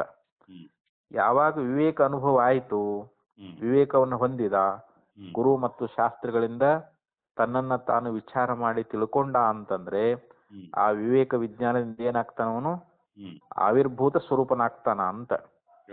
ಆವಿರ್ಭೂತ ಸ್ವರೂಪ ಅಂತ ತಿಳಿಸ್ಕೊಳ್ತಾನ. ಅಂದ್ರೆ ತನ್ನ ಮೂಲ ಸ್ವರೂಪವನ್ನ ಅಲ್ಲಿ ಹೊರಹೊಮ್ಮುವಿಕೆ ಅಂತ, ತನ್ನ ಮೂಲ ಸ್ವರೂಪದಿಂದ ತೋರುವಿಕೆ ಅಂತ. ಮೊದಲು ಅವಿವೇಕಲ್ ಕಾಲದೊಳಗ ಅಲ್ಲಿ ಈ ಶರೀರಾದಿಗಳಲ್ಲಿ ಆತ್ಮಬುದ್ಧಿ ಉಳ್ಳವನಾಗಿ ತನ್ನ ಮೂಲ ಸ್ವರೂಪವನ್ನು ಮರೆತಿದ್ದ. ಅದಕ್ಕೆ ಅರಿದೊಡೆ ಪರಮಾತ್ಮ, ಮರಿದೊಡೆ ಜೀವಾತ್ಮ, ಅರಿವು ಮರೆವು ಕೂಡಲು ಅಂತರಾತ್ಮ ಎನಿಸುವನು ಅಂತ ಪರಮಾನುಭೂತಿಯಲ್ಲಿ ಹೇಳ್ಕೊಂಡ್ ಬಂದಾರಲ್ರಿ ಇಲ್ಲಿ. ತನ್ನನ್ನು ತಾನು ಮರೆತಾಗ ಜೀವ ಅನಿಸ್ಕೊಳ್ತಾನ, ತನ್ನನ್ನು ತಾನು ಅರುತ ಅಂದ್ರೆ ಪರಮಾತ್ಮ ಅನಿಸ್ಕೊಳ್ತಾನ ಅಂತ. ಅದೇ ವಿಚಾರನ ಇಲ್ಲಿ ಹೇಳ್ತಾ ಇದ್ದಾರೆ ಅವರು. ತಸ್ಮಾತ್ ವಿವೇಕ ವಿಜ್ಞಾನ ಅಭಾವಾತ್, ವಿವೇಕ ವಿಜ್ಞಾನ ಇಲ್ಲದೆ ಇರುವುದರಿಂದ ಅನಾದಿಭೂತ ಸ್ವರೂಪ ಸನ್, ಅಂದ್ರೆ ಅನಾದಿಯಿಂದ, ಅಲ್ಲಿ ಅನಾದಿ ಅಂತಂದ್ರೆ ತನ್ನ ಮೂಲ ಸ್ವರೂಪವನ್ನ ಅಲ್ಲಿ ಹೊರತೋರಿಕೊಳ್ಳಲಾರದೆ ಇರ್ತಕ್ಕಂಥ ಸ್ವರೂಪವುಳ್ಳವನಾಗಿ ಅಂತ. ಆ ವಿವೇಕ ವಿಜ್ಞಾನ ಇಲ್ಲದೆ ಇರುವುದರಿಂದ ತನ್ನ ಮೂಲ ಸ್ವರೂಪ ಇಲ್ಲಿ ಹೊರತೋರಿಕೊಳ್ತದನ್ರಿ ಅದು ಇಲ್ಲ. ಅಲ್ಲಿ ಹೆಂಗ್ ತೋರ್ತಾನವನು ದೇಹಾದಿ ಉಳ್ಳವನಾಗಿ ತೋರ್ತಾನಂತ ಅವಾಗ ಜೀವಲ್ಲಿ. ಯಾವಾಗ ವಿವೇಕ ಜ್ಞಾನ ಆಯ್ತು ಅಂತಂದ್ರೆ ಅವಾಗ ಅವನು ಆವಿರ್ಭೂತ ಸ್ವರೂಪ ಅಂತ. ಆವಿರ್ಭೂತ ಸ್ವರೂಪ ತನ್ನ ಮೂಲ ಸ್ವರೂಪವನ್ನ ಹೊರಹೊಮ್ಮಿಕೊಳ್ತಾನ ಅಂತ ಈ ರೀತಿ ಹೇಳಿಸ್ಕೊಳ್ತಾನೆ ಅಂತ ಹೇಳ್ತಾ ಇದ್ದಾರೆ ಅವರು. ಇತ್ಯುಚ್ಯ ಸ್ವರೂಪ ಇತ್ಯುಚ್ಯತೆ ನತು ಅನ್ಯಾದೃಶೌ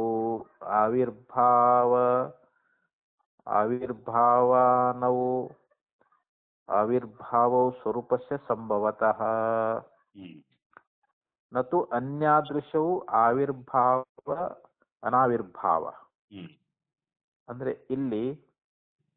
ಅಲ್ಲಿ ಬೇರೆ ರೀತಿಯಿಂದ ಹೊರತೋರಿಕೊಳ್ಳುವುದಾಗಲಿ ಅಥವಾ ತೋರಿಕೊಳ್ಳದೆ ಇರತಕ್ಕಂತಹದ್ದಾಗಲಿ ಇವು ಆ ನಮ್ಮ ಸ್ವರೂಪದಲ್ಲಿ ಸಂಭವಿಸುವುದಿಲ್ಲ ಅಂತ ಹೇಳ್ತಾ ಇದ್ದಾರೆ. ಸ್ವರೂಪಸ್ಯ ನ ಸಂಭವತಃ ಅಂತ.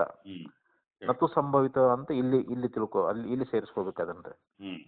ಸರಿ. ಅನ್ಯಾದೃಶವು ಅಂದ್ರೆ ಈ ರೀತಿಯಾಗಿ ಅಂತ ಹೇಳಿದ್ರು ಅವರು. ಅಲ್ಲಿ ನಾವು ತಿಳ್ಕೊಳ್ಬೇಕಾದ ಇಷ್ಟೇ ಅಂತ ಹೇಳ್ತಾ ಇದ್ದಾರೆ ಅವರು. ಹೌದು. ಅಲ್ಲಿ ಬೇರೆ ರೀತಿಯಾಗಿ ಅಲ್ಲಿ ಹೊರ ತೋರಿಕೊಳ್ಳುವುದಾಗ್ಲಿ ತೋರಿಕೊಳ್ಳದೇ ಇರತಕ್ಕಂತದ್ದಾಗ್ಲಿ ಇವು ನಮ್ಮ ಸ್ವರೂಪಕ್ಕೆ ಸಂಭವಿಸಲಾರದು. ಸ್ವರೂಪತ್ವಾದೇವ. ಯಾಕೆ ಅಂತಂದ್ರೆ ಅಲ್ಲಿ ಆತ್ಮ ಸ್ವರೂಪನಾಗಿರುವುದರಿಂದಲೇ ಅಂತ ಹಿಂಗ ನಾವು ತಿಳ್ಕೊಳ್ಬೇಕು. ಅಂದ್ರೆ ಅಲ್ಲಿ ಸ್ವರೂಪದಲ್ಲಿ ಏನೋ ಹೊಸದೇನು ಇಲ್ಲ ಅಂತ, ಯಾವ ಬದಲಾವಣೆ ಇಲ್ಲ ಅಂತ ಹೇಳ್ತಾರ ಅಲ್ಲಿ. ಯಾವ ವಿಶೇಷನೂ ಕೂಡ ಅಲ್ಲಿ ಉಂಟಾಗುವುದಿಲ್ಲ. ಯಾಕಂದ್ರೆ ಸ್ವರೂಪದ ಒಂದೇ ರೀತಿ ಇರ್ತದಂತದು. ಅದು ಅಂದ್ರೆ ಇಲ್ಲಿ ಆ ಜೀವ ತನ್ನ ಸ್ವರೂಪವಾಗಿ ಇರ್ತಾ ಇದ್ದಾನೆ, ಅವನಲ್ಲಿ ಯಾವುದೇ ಬದಲಾವಣೆಗಳಿಲ್ಲ ಅಂತ ಅಂಥೇಳಿ ಇಷ್ಟು ಇದನ್ನ ಹೇಳ್ಕೊಂಡು ಬಂದ್ರಿ. ಇವಾಗ ಇನ್ನ ಈ ಜೀವ ಇವನು ಪರಮಾತ್ಮನಿಗಿಂತ ಬೇರೆ ಅಲ್ಲ ಅಂತ ಹೇಳಿ ಇಲ್ಲಿ ಒಳ್ಳೆ ಶಾಸ್ತ್ರ ವಿಚಾರಣೆ ಬರ್ತೈತಿ ಇದ್ರೊಳಗ್ರಲ್ಲ. ಜೀವ ಪರಮಾತ್ಮರ ಒಂದು ವಿಚಾರವನ್ನೇ ಈಗ ಬಹಳ ಚೆನ್ನಾಗಿ ವಿಮರ್ಶೆ ಮಾಡಿ ಬರೆದಾರಿಲ್ಲ ಆಚಾರ್ಯರೆಲ್ಲ. ಇದು ಒಳ್ಳೆ ಅನುಭವಕ್ಕೆ ಬರುವಂತ ವಿಚಾರಣೆ ಐತಿದ್ರಾಗ ಎಲ್ಲರೇ. ಈಗ ಸಿದ್ಧಾಂತವನ್ನೇ ಹೇಳಕತ್ತಿದ್ದಾರೆ ಇಲ್ಲಿ. ಯಾಕಂದ್ರೆ ಜೀವ ಅವನು ತನ್ನ ಸ್ವರೂಪದಲ್ಲೇ ಇರ್ತಾನ, ಆದ್ರೆ ವಿದ್ಯೆಯಿಂದ ಅದನ್ನ ಪಡ್ಕೋತಾನ, ಸ್ವರೂಪವನ್ನು ಪಡ್ಕೋತಾನಂತ. ಅವಿದ್ಯಾ ಮೂಲಕವಾಗಿ ಅವನಲ್ಲಿ ಸಂಸಾರಿತ್ವ ಬಂದದ, ತಾನು ಜೀವ ಅಂತ ಅನಿಸ್ಕೊಂಡಾನ. ಯಾವಾಗ ವಿದ್ಯಾ ಪ್ರಾಪ್ತಿ ಆಯ್ತು ಅಂತಂದ್ರೆ ಅವಾಗ ಅವನು ಪರಮಾತ್ಮನೇ ಆಗ್ಬಿಡ್ತಾನಂತ. ಅಂದ್ರೆ ಮೊದಲು ವಿದ್ಯಾ ಅಂದ್ರೆ ಏನು, ಆತ್ಮ ವಿಚಾರ ಮಾಡ್ಕೋಬೇಕಂತ, ನಾವು ವಿವೇಕವನ್ನು ಪಡ್ಕೋಬೇಕಂತಾರೆ ಇಲ್ಲಿ. ಬ್ರಹ್ಮಜ್ಞಾನದಿಂದಲೇ ಜೀವನಿಗೆ ತನ್ನ ಸ್ವರೂಪದ ಪ್ರಾಪ್ತಿ. ಜೀವ ಅಂದ್ರೆ ಯಾರು, ಪರಮಾತ್ಮ ಅಂದ್ರೆ ಯಾರು ಅನ್ನೋದನ್ನ ನಾವು ಅದನ್ನ ಗುರು ಶಾಸ್ತ್ರ ತಿಳ್ಕೋಬೇಕಂತ. ಗುರುಗಳು ಹೇಳಿದಂತೆ, ಶಾಸ್ತ್ರಗಳು ಹೇಳಿದಂತೆ ಅದನ್ನ ನಾವು ಸರಿಯಾಗಿ ಅದನ್ನ ವಿಚಾರ ಮೂಲಕವಾಗಿ, ಅದಕ್ಕೆ ಅವಿಚಾರೇಣ ಕೃತೋ ಬಂದ ವಿಚಾರಣೆ ನಿವರ್ತತೆ ಅಂತ ಹಿಂಗ ನಮಗ್ ಶ್ರುತಿಯನ್ನು ಹೇಳ್ತೈತಿ. ಇವಾಗ ವಿಚಾರದಿಂದಲೇ ನಮಗ ಬಂಧನ ಬಂದದ, ಅದನ್ನ ವಿಚಾರ ಮಾಡೇ ಕಳ್ಕೊಳ್ಬೇಕು. ಅದನ್ನ ವಿಚಾರದಿಂದಲೇ ಅದು ನಮಗ ನಿವೃತ್ತಿ ಆಕೈತಿ ಅಂತ ಹೇಳ್ತಾರ, ಬಂಧನ. ಅದಕ್ಕ ಇಲ್ಲಿ ಅಂಥ ಒಂದು ವಿವೇಕ, ವಿಜ್ಞಾನ ಮತ್ತು ಅವಿವೇಕ ಇವೆರಡನ್ನೂ ನಮಗ ಚೆನ್ನಾಗಿ ತಿಳಿಸ್ಕೊಂಡು ಬಂದ್ರು. ಇನ್ನ ಮುಂದ ಏನ್ ಹೇಳವರದಾರ ಅಂತಂದ್ರೆ, ಈ ಜೀವ ಪರಮಾತ್ಮನ ಸ್ವರೂಪನೇ ಅಂತ. ಪರಮಾತ್ಮನಿಗಿಂತಲೂ ಭಿನ್ನವಾಗಿ ಜೀವ ಅನ್ನುವಂಥವ್ನಿಲ್ಲ. ನಮಗ ಜೀವ ಬೇರೆ ಪರಮಾತ್ಮ ಬೇರೆ ಅಂತ ಅನಿಸ್ಯದ. ಇದು ನಮ್ಮ ಅವಿದ್ಯಾ ದೃಷ್ಟಿಗೆ, ಇದು ಅಜ್ಞಾನ ದೃಷ್ಟಿಗೆ ಹಂಗ ತೋರ್ತದ. ವಾಸ್ತವಿಕವಾಗಿ ಪಾರಮಾರ್ಥಿಕ ಜೀವನ ಸ್ವರೂಪ ಯಾವುದು ಅಂತಂದ್ರೆ ಪರಮಾತ್ಮನೇ ಅನ್ನುವಂತ ವಿಚಾರವನ್ನ ಮುಂದಿನ ಭಾಷ್ಯದಲ್ಲಿ ಹೇಳ್ತಾರ. ಅದು ಭಾಷ್ಯ ಬಹಳ ಅದರ, ಅದನ್ನ ಮತ್ತೆ ನೋಡೋಣ. ನಮಸ್ಕಾರ.